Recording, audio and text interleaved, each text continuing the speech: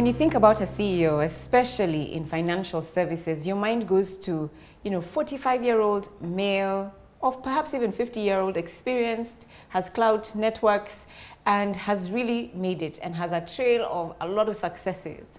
Well, Ken Kaniu became CEO of Britam Asset Managers at the age of only 35 years old. So I'm like, how did you even do it? How did you get here? Yeah, I want to know the backstory. How did you even have the confidence to even apply for the position? How did it happen? Yeah, so you have to put yourself into a position where you, number one, get to understand everything. So I was fortunate to work for a small company which gave me a chance to more or less learn everything. Yeah. But it's not just about learning everything. You also have to be proactive in wanting to get to know what goes on. So you cannot be in your comfort zone early on in your career. You have to be hungry. You also have to demonstrate that you are hungry, because that's the only way you can be able to move on. How do you demonstrate that you're hungry? You ask for more. So you must always kind of give the sense that you have more capacity than perhaps you truly do. And as you then do the stuff, always do well. So that was one of my small mottos. Whatever you do, do it well. So if you're serving someone a cup of tea, do a really good job. And they'll say, oh, yeah, that was good, thank you. And as you're then doing your work, just make sure you take pride in your work. So if truly you are going to give a small report, just do a spell check and put it in a nice binder. And if you're going to highlight it, then highlight it well, so that someone says, this thing actually looks good. So most likely he spent the time, isn't it? So just be a little extra. Just be a little extra. I think it makes a difference, so that you're proud to hand in your own work. Right. It's not that you're trying to impress somebody. You yourself have to be proud that it's your work and you know you've done it well. And you then kind of, if you apply yourself that way, then you'll find that things, I think, tend to work. The other one was, always put your hand up, even if you don't know what the answer is. So I did that many times. Yeah, and that one we have to repeat again. Yeah. Always put your hand up. Even if you don't know. Even if you don't know. That's right. So I do recall, I think maybe my first month, I was asked, Ken, do you know how to value a bond? Because all of us want to leave early on Friday, and it's 4 p.m. It's 4. So I didn't know how to do it. How does it even work? But you said, yep, sure. Yeah, I'll do it. Yeah, no problem. Just let's do it. So I spent the weekend figuring out how it was done. And by Monday, I was able to present the work. Not perfect, of course, but it was good enough for them to be able to use. So I found that as a concept also works very well. You don't have to really understand everything. You're never going to understand everything, to be honest. And that one we have to shout from the mountaintops, because that's the mistake we make as women. Yeah. We want to get 99% there, and then we say, yep, I know how to do it. But if you don't know when you're raising your hand up, maybe men are not clever. That's how we do things. But we raise it even when we don't know. Yeah. So I found that to be very useful, because whenever there's an opportunity present, you don't have to wait until you're 100% ready. Because if you wait until you're 100% ready, then guess what? The opportunity has gone. That's true. So I usually say 75 or 80% is enough. The rest you can figure it out. Because we're never ready for anything. You're not ready for school. No. You're not ready for marriage. You're not ready for work. You really don't know anything. No. But you go in there and you make it work. So that, I think, is quite important, because most people say, I'll only take it when I'm ready. I don't think I'm ready. I don't think I've studied enough. I don't want to go and make a fool out of myself and embarrass myself. But you see, take it and go and do the work. And now you'll have learned something new, and you can move on to the next thing. So that, I thought, was very, very useful for me, because what would have taken maybe some 15, 20 years to learn, I was able to compress in a short amount of time. Now, the downside is, I've been described by many people as, you're a workaholic. You're too keen on work. Don't you have another life? Because you see, I was spending the time, particularly when I was younger. You are working your 8 hours, 10 hours, 12 hours. Saturday morning, you want to spend a bit of time reading those reports, So that became the thing that I did for almost 10 years, which I thought was very good. I had many opportunities to leave the company that I was with. Every 1 or 2 years, I'd get a really nice job opportunity, but I wouldn't go. I chose to stay. Okay. Which is very different to what a lot of people do today. For a lot of people, if you've done 5 years in the same company, it's too long. it's too much. In fact, something that maybe there's even something wrong with you. Yeah, for staying. Are you not marketable? Yeah. Have you not been able to do well? You mean you've only worked for one company? Seems to be a problem with you. But for me, I found that really worked. So for whatever reason, I don't know, I just turned down those offers. Not because I had something better where I was, but I also realized that, it's like the grass is never greener on the other side. Let me put it that way. Because even when you move, fine, you're the best candidate on the day. But once you join a new company, they don't know you from a bowl of potatoes. Truly, we don't know you. So can you spend another 2-3 years proving for us to know truly who are you? Yeah. So that's a waste of time. So these guys already know me, so I may as well hang around there, because if I move to a new company, you waste some 2-3 years. But that's like thinking for like a 60-year-old man. I mean, how did you even did you have a coach who helped you think in that way? I didn't have a coach, but because I was able to, I did, I guess, a lot of reflection. I think that's what helped. And it's not like you really think deeply. You just kind of say, I'll start afresh. Yeah. Because I could see the goodwill that I had where I was. Right. And goodwill is important because you get some things wrong, but people say, since we know him, it's not a crisis. But if you get something wrong in your first assignment in a new job, that can form an impression. Okay, so now you've gotten CEO. Yeah. And it's like the reality has hit home. Yeah. You're in charge of all this stuff, in charge of making sure strategy is executed, and you have targets and things like that, and it's all on your shoulders. Was that scary? It was. Even alarming at the beginning. Particularly because when I joined Britam, it was a company that was going through some issues, and some famous issues. Yeah. So a lot of HR issues, operational issues, finance issues, client issues. Even legal issues. Legal issues, investments all wrong. In fact, I joined the company on October the 19th on a Tuesday. I've never forgotten. Wow. Because the following day is a public holiday. So I do recall, as I was going through my induction, I decided to go to the washroom, because it is important to go to the washroom at some point.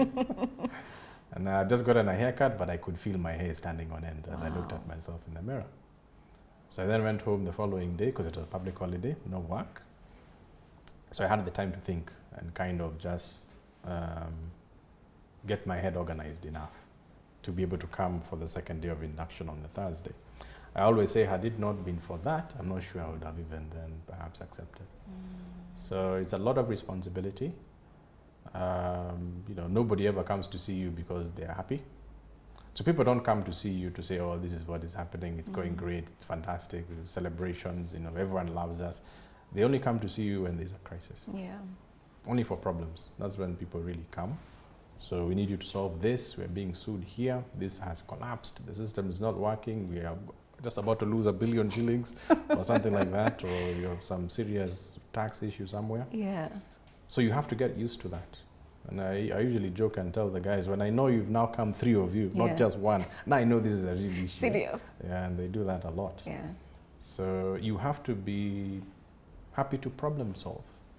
Needs to be your thing, huh? Yeah, if you're the kind of person who gets very nervous, panic attacks, too much adrenaline, you'll get ulcers and pass on in office and start getting unwell, and you'll not be able to live out your full life.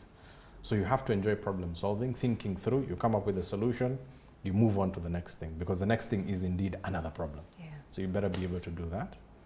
I even sometimes find that when there's a lull, there seem to be no issues to solve. I even get concerned. Because now when the stuff finally does come, it's going to be very serious. So it's better that you just keep on at it and keep close to the business and so on and so forth. But you have to be very aware of the field that you're in. So I learned that from Germany. You have to know everything. You don't have to know everything perfectly, but you have to know everything, because when someone talks to you, you are now a sounding board for him. Yes. You are now the person giving him additional insight. He's looking to you to make a decision, so you need to understand what this person is saying. He's the subject matter expert, which is fine. He may know more than you, but he's expecting you to then come up with a reasonable, or help him make a reasonable decision. So I found that is quite important. I think the other reason that I was able to get this job is because of articulation. Not only do I need to know your stuff well, but you need to be able to communicate well. You actually do communicate very and well. with a lot of clarity, a lot of confidence, and in a language that people can understand. Because if you don't do that, you can be accused in this field of talking above people's heads, too much jargon, we can't understand you, and truly, you know, that's it. So you have to be able to do that. And I found that that has helped, because it has helped me to be able to engage better with staff, whether it's board members, whether it's regulators, clients. That's really what they want. They just want a normal person. So you just need to look reasonable, approachable, and so on and so forth. But you get better as you do the job. I mean, when I first joined as a 35, what do you even know, to be honest? So I then relied on that ability to be able to articulate, to understand. You're quite analytical. You think through fast, because that is what it's about.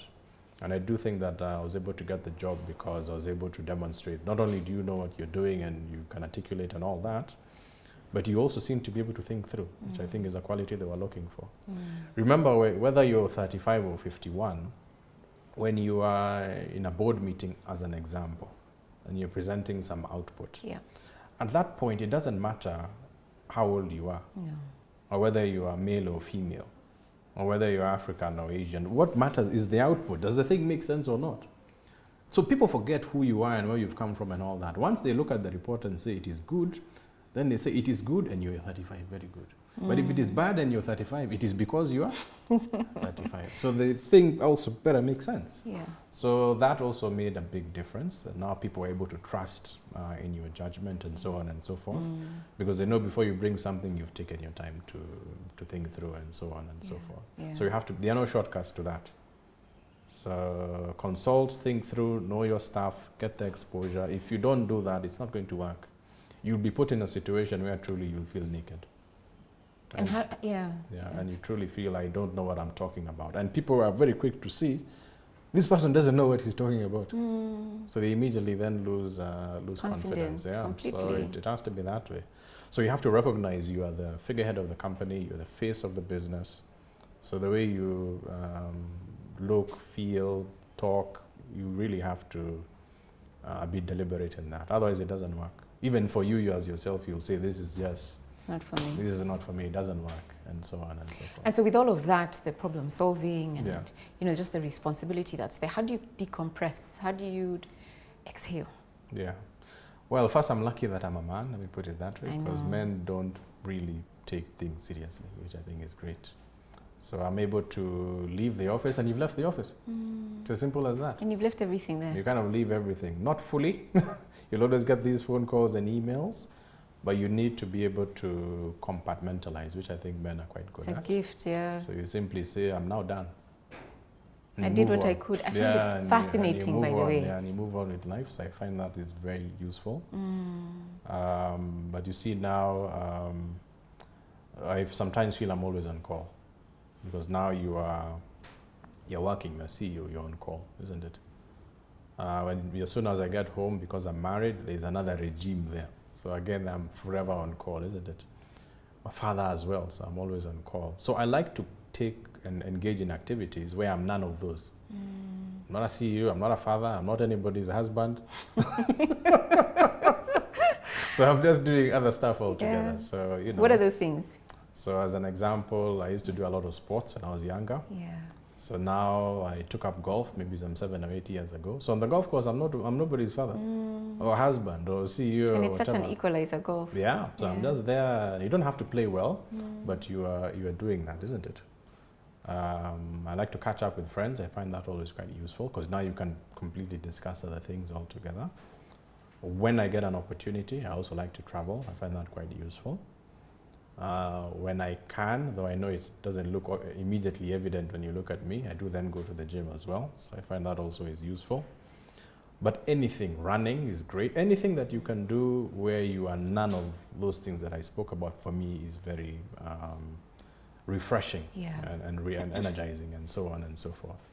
So I don't have anything specific, you know, I don't go do massages or go rock climbing, or I was spiritual advisor or any of that. But I think that even what I said earlier, not taking yourself too seriously, I think makes a big difference. Because if you take yourself very seriously, and I'm a CEO and I'm whatever, you know, you never switch off. So you just need to know that you're just doing a job like any other, and you can leave and just go and do something else. So poke a lot of fun at yourself. All that has really helped because we are dealing with what others would consider, and I certainly also consider to be very serious issues. Yeah. So switch off and don't take the stuff too seriously. The sun has to rise and it has to set. And you still need to go home. And you still need to shower. And eat that ugali that is presented in front of you. That is what is going to have to happen. So even if you're dealing with a crisis, you still have to wind up the day. So I find that very useful also as a concept. Just be more real and practical. Because when you over-dramatize things, it doesn't work. So just deal with the issue and move on. If you spend time battling the emotion, you spend time panicking, it's usually not very good. So I usually tell people, let's panic afterwards. Yeah. It's better we deal with it now, then later we can panic. And say, this was really a serious issue. But for now, let's deal with it and move on. Yeah, so that also makes a big difference in terms of dealing with the issues. Because if you allow yourself to go through the normal cycle, it's too much. First you're in shock, right? You receive the issue. And then you are in denial. And then you kind of get through what do we do? And then finally your problem. It's better you just get into what do we do. Then later we can be in shock that this was... And you know, when you're in that state, you can't even think. You can't think of solutions. Yeah, so people sometimes say, you know, Ken, you are quite then maybe unemotional.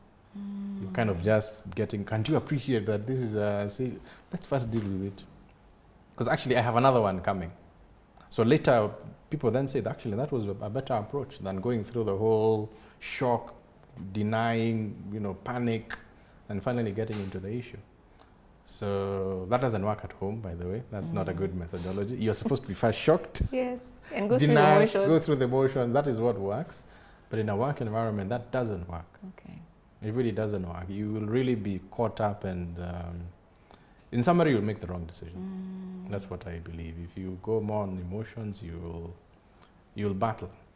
And maybe I only say that because I think I'm a very emotional person. You're a very emotional person? Yes, that's right. That's okay. So I have to really keep that under control.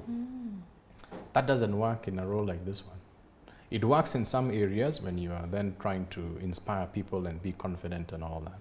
So it's great then to rely on those emotions because now you are believable. He's believable. He actually believes what he's saying. We can actually see this person is passionate. But in another zone, that doesn't work. So you have to know how to kind of manage all that, and it takes a lot of effort. So yeah, you'll go home and collapse. So you have to compartmentalize, otherwise it becomes too much. Yeah. So Ken, for my final question, I want to know, what legacy do you want to leave behind? What do you want to be remembered for? Yeah. I think firstly, I want to be remembered for leaving behind a strong and stable company. That I think is quite important. A company that can take care of itself with a good brand and reputation. I think that's extremely important. Okay. But most importantly, also a company that can take care of other people. So as an example, we have more than, let me say 90 people working within the asset management company. That's not insurance, because we know Britam for insurance, but this is just asset management. Just asset management, yeah. Almost all these people are married with children. So they are relying on this company to be able to take care of their families and provide for them. So it's very important you run the business in a manner that can be able to do exactly that for these people. So I want people to be able to say we've made a career with this company. I was able to live a good life and educate my children and so on and so forth. That for me is quite important, because if you make the wrong decisions, companies close. They open and they close. That is a cycle. So it can close because you've been doing the wrong thing. Or you can go through a situation where we have to then let go of people, which is horrific.